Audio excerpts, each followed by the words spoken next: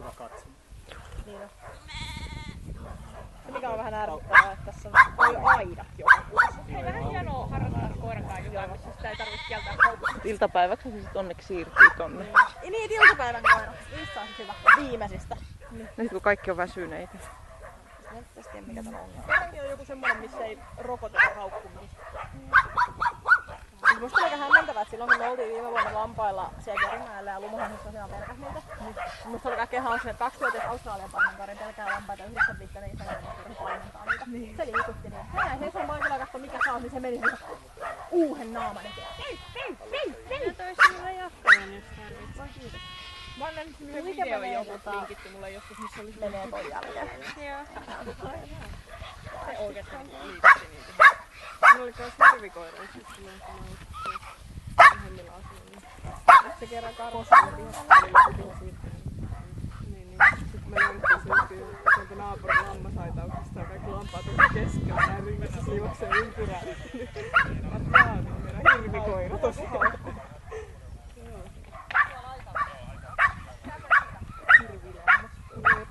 Paimennettava kuin paimennettava. Tai on sen mielestä.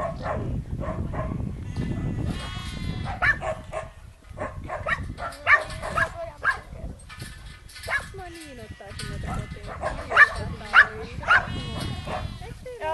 Eläinliha.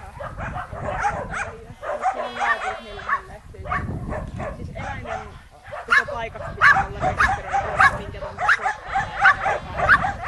Mutta hevonen ei tarvitse.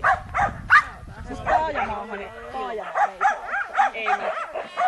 Mutta niin kun, näitä ei saa ottaa, jos ei ole rekisteröity, niin vaikka olisi missä helvetin haluan. Pakki nykyään pitää ilmoittaa, mutta se on nyt vasta tullut aika vasta. Toisaalta se on ihan hyvä, koska niitä otetaan sillähänkin omakotitalon pihaan, tiedätkö, periaatteessa taajama-alueelle, niin että ne voi vaeltaa sinne autojen alle. Että se on ehkä ihan hyvä vaan. Otetaan semmoinen, että kaikkien tautien ja muiden koska niin hyvä. Koska ne on vähän semmosia, no lapset halus, kun oli söpöjä tuohon maatilaan, missä käytiin, niin oli se yksi kaverin kaveri otti vuosi sitten pupun ja nyt se kyseli muilta tyyliin, että otatko sen vai pistetäänkö lapsille.